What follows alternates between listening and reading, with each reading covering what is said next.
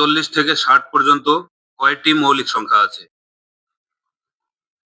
এই মৌলিক সংখ্যা বের করার আগে আমরা একটা 1 থেকে 100 পর্যন্ত মৌলিক সংখ্যা বের করার একটা ট্রিক শিখে নিই। 6 এর ঘরে নামতা পড়ে যাব। 6 কে 6, 6 দুগুণে 12, 3 6 18, 4 6 24, 5 6 30, 6 6 36, 6 7 42, 6 8 48। এইভাবে 6 এর ঘরে নামতা পড়তে পড়তে 100 পর্যন্ত যত সংখ্যা আছে সেই সংখ্যাগুলো আমরা নেব। এবার প্রত্যেকটা সংখ্যা থেকে দুটো করে সাধারণত মৌলিক সংখ্যা পাবো। এখানে 6 থেকে যদি 1 বাদ দেই 5 একটা মৌলিক সংখ্যা, 1 যদি বাড়িয়ে দেই 7 একটা মৌলিক সংখ্যা। এখানে 12 থেকে 1 বাদ দিলে 11 একটা মৌলিক সংখ্যা, 1 যোগ করলে 12 এর সঙ্গে 13 একটা মৌলিক সংখ্যা। অনুরূপভাবে 18 থেকে পাই 19, 21, 24 থেকে পাই 23, 25, আর 30 থেকে পাই 29, 31, 36 থেকে পাই 35 আর 37, 42 থেকে পাই 41 আর 43, 48 থেকে পাই 47, 49। অর্থাৎ যতগুলো সংখ্যা আছে প্রত্যেকের সঙ্গে 1 বিয়োগ করে একটা মৌলিক সংখ্যা পাবো, 1 যোগ করে একটা মৌলিক সংখ্যা পাবো। একটু ব্যতিক্রম আছে, আমাদের খেয়াল করতে হবে। এই দেখো 25 সংখ্যাটা কিন্তু মৌলিক না, আর এখানে একটা সংখ্যা আছে 49 মৌলিক না, 35 মৌলিক না। আমাদের এই সংখ্যাগুলো শুধুমাত্র একটু খেয়াল করতে হবে যে 5 দিয়ে বিভাজ্য কিনা আর 7 দিয়ে বিভাজ্য কিনা। এই দুইটা সংখ্যা দিয়ে বিভাজ্য কিনা চেক করে নিলেই তাহলে বাদবাকি যেগুলো থাকবে সবগুলো মৌলিক সংখ্যা। তাহলে এই অঙ্কটা আমরা করতে পারি এইভাবে। 40 থেকে 60 পর্যন্ত কয়টি মৌলিক সংখ্যা আছে? তাহলে 6 এর ঘরে নামতা পড়ে দেখি। 6 7 42, 42 থেকে 1 কমালে 41 একটা হবে আর 43 একটা হবে। তারপরে 6 8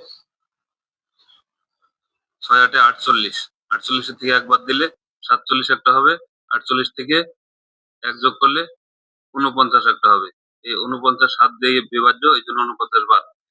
6 নং 54, 53 একটা হবে আর 55 একটা হবে। তাহলে 55 5 দিয়ে বিভাজ্য, এর জন্য এটা বাদ। তারপরে কি হয় 6 10 60, অর্থাৎ 59 একটা হবে আর 61 একটা হবে। তো 61 তো আমাদের যাওয়ার দরকার নেই, 40 থেকে 60 পর্যন্ত বলছে। তাহলে কয়টা মৌলিক সংখ্যা পেলাম আমরা? 41 একটা, 2 3 4 5টা মৌলিক সংখ্যা পেলাম। উত্তর হবে এ নম্বর 5টি। আরো একটা মনে রাখার নিয়ম আছে, সেটা হলো 4 4 2 2, 4 4 2 2, 322, 322 আর 321। এটা মনে রাখলে 1 থেকে 100 পর্যন্ত মৌলিক সংখ্যা আমরা চোখের পলকে বলে দিতে পারবো। মনে রাখতে হবে কি 44 22 322 321। সংখ্যাটা মনে রাখা খুব একটা কঠিন না। 44 তার অর্ধেক 22, তারপর 321, 322, তারপর 321। তাহলে এটা হলো 1 থেকে 10 পর্যন্ত 4টা মৌলিক সংখ্যা আছে। 1 থেকে 10 পর্যন্ত মানে 10 এর ঘরে 4টা মৌলিক সংখ্যা আছে। এবার 20 এর ঘরে আছে 4টা মৌলিক সংখ্যা। 30 এর ঘরে আছে 2টো মৌলিক সংখ্যা। আর 40 এর ঘরে আছে 2টো মৌলিক সংখ্যা। 50 এর ঘরে আছে 3টা মৌলিক সংখ্যা। 60 এর ঘরে আছে 2টা মৌলিক সংখ্যা। 70 এর ঘরে আছে 2টা মৌলিক সংখ্যা। 80 এর ঘরে আছে 3টা মৌলিক সংখ্যা। 90 এর ঘরে আছে 2টা মৌলিক সংখ্যা। আর 100 এর ঘরে আছে 1টা মৌলিক সংখ্যা। তাহলে আমাদের নিতে হবে কি 1 থেকে 10 পর্যন্ত 4টা, 10 থেকে 20 পর্যন্ত 4টা, 20 থেকে 30 পর্যন্ত 2টা, 30 থেকে 40 পর্যন্ত 2টা, আর 40 থেকে 50 পর্যন্ত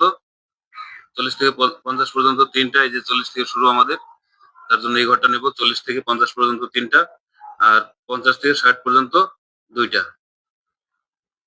তাহলে 3 যোগ 2 সমান সমান 5টি। তাহলে আমাদের মনে রাখতে হবে 44 22 322 আর 321। এই সূত্রটা মনে রাখলে আমরা 1 থেকে 100 পর্যন্ত মৌলিক সংখ্যা বের করে ফেলতে পারবো মুখোমুখি। তাছাড়া যেটা বললাম, 6 ঘরের নামটা বললে অর্থাৎ n প্লাস মাইনাস 1, এই সূত্র n প্লাস মাইনাস 1, n হলো সংখ্যা, n এর মান 6। তাহলে তার আগে আমরা দেখব 2 একটা মৌলিক সংখ্যা আছে আর 3 একটা মৌলিক সংখ্যা আছে। এখানে 2 একটা 3 একটা, এই কটাই মৌলিক সংখ্যা। পরবর্তী অঙ্ক 2 নাম্বার। 6 থেকে বড় কোনো মৌলিক সংখ্যাকে 6 দিয়ে ভাগ করলে ভাগশেষ হবে 1 অথবা 2, 1 অথবা 3, 1 অথবা 5, 1 অথবা 6। কোনটা ঠিক? একটু আগে আমরা করলাম এই যে n প্লাস মাইনাস 1 মৌলিক সংখ্যা, অর্থাৎ 6 দিয়ে যে সমস্ত সংখ্যা বিভাজ্য সেই সংখ্যা থেকে 1 বিয়োগ করলে একটা মৌলিক সংখ্যা পাওয়া যায়, আর 1 যোগ করলে একটা মৌলিক সংখ্যা পাওয়া যায় সাধারণত। তাহলে যেই সংখ্যার সঙ্গে 1 যোগ করতে হবে, 1 যোগ করে যে সংখ্যা থেকে মৌলিক সংখ্যা পাওয়া যাবে, তাহলে সেই সংখ্যাকে যদি 6 দিয়ে ভাগ দেই তাহলে তো 1 অবশিষ্ট হবে। এটা শুধু সাধারণ জিনিস। আর যেই সংখ্যা থেকে 1 বিয়োগ করে মৌলিক সংখ্যা বানাবো, 6 দ্বারা বিভাজ্য এমন যে সংখ্যা থেকে 1 বিয়োগ করে মৌলিক সংখ্যা বানাবো, সেই সংখ্যাকে যদি আমরা 6 দিয়ে ভাগ দেই তাহলে তো 5 অবশিষ্ট থাকবে। এটা তো কমন জিনিস। এটা একটা ছোট একটা সংখ্যা ধরে আমরা মিলিয়ে দেখলেও হয়। ধরা যাক 7 একটা মৌলিক সংখ্যা আর একটা মৌলিক সংখ্যা 11। তাহলে এই 7 কে যদি আমরা 6 দিয়ে ভাগ দেই, 6 কে 6, অবশিষ্ট থাকবে 1। আর এই 11 কে যদি আমরা 6 দিয়ে ভাগ দেই, 6 কে 6, অবশিষ্ট থাকবে 5। এই একই রকম যে কোনো মৌলিক সংখ্যাকে 6 দিয়ে ভাগ দিলে 1 অথবা 5 অবশিষ্ট থাকবে। এটাই উত্তর। পরবর্তী অঙ্ক 3 নাম্বার। নিম্নলিখিত কোন সংখ্যাটি মৌলিক নয়? ওটা খুব সহজ আছে। 4 নম্বরটা করি। এই ধরনের অঙ্ক করার সময় বিভিন্ন সংখ্যার বর্গ মুখস্থ রাখতে হবে। যেমন 11 স্কয়ার সমান 121, 12 স্কয়ার সমান 144, 13 স্কয়ার সমান 169, 14 স্কয়ার সমান 196, 15 স্কয়ার সমান 225, 16 স্কয়ার সমান 256, 17 স্কয়ার সমান 289। এইভাবে করে 30 পর্যন্ত, 25-30 পর্যন্ত মুখস্থ রাখতে পারলে খুব ভালো হয়। এবার দেখতে হবে প্রত্যেকটা সংখ্যা আমরা মৌলিক কিনা যাচাই করতে হবে। কিভাবে? এটার যদি বর্গমূল করি তাহলে কত আসবে? এই যে 144, এখানে আছে 143, তাহলে 12 থেকে বড় হবে না, 12 সামান্য কম হবে। তাহলে 12 পর্যন্ত আমরা মৌলিক সংখ্যাগুলো চেক করে দেখবো যে 143 এর মধ্যে ভাগ যায় কিনা। 12 পর্যন্ত মৌলিক সংখ্যা কি আছে?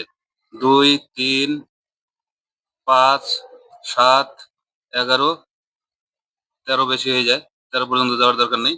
তাহলে এই 2 থেকে 11 পর্যন্ত সংখ্যাগুলো দিয়ে 143 বিভাজ্য কিনা আমরা দেখে নেব।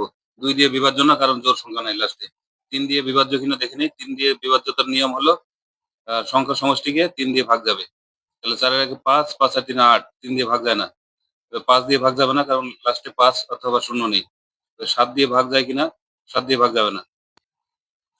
এবার 11 দিয়ে ভাগ যাওয়ার নিয়ম হলো জোড় স্থানের সংখ্যা এবং বিজোড় স্থানের সংখ্যার অন্তরফল 0 হতে হবে, অথবা 11 দ্বারা ভাগ যায় এমন কিছু হতে হবে অন্তরফল।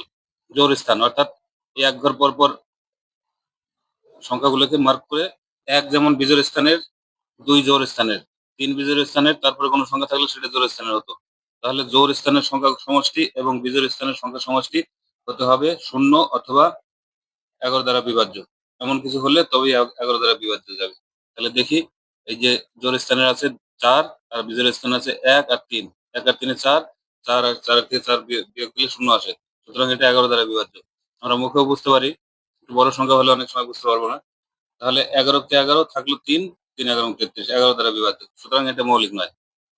তারপরে আছে 289, এটাকে যদি বর্গমূল করি তাহলে কত আসতে পারে? এখানে কত আছে? 289 এর বড় কোনটা আছে? 289, এই যে 17 দিয়ে মিলে যাচ্ছে। 17 দিয়ে মিলে যাচ্ছে। যদি না মিলতো তাহলে 17 পর্যন্ত মৌলিক সংখ্যা যতগুলো আছে ততগুলো দিয়ে চেক করে দেখতাম ভাগ যায় কিনা। এখানে 17 দিয়ে মিলে যাচ্ছে। তাহলে এটা মৌলিক সংখ্যা নয়।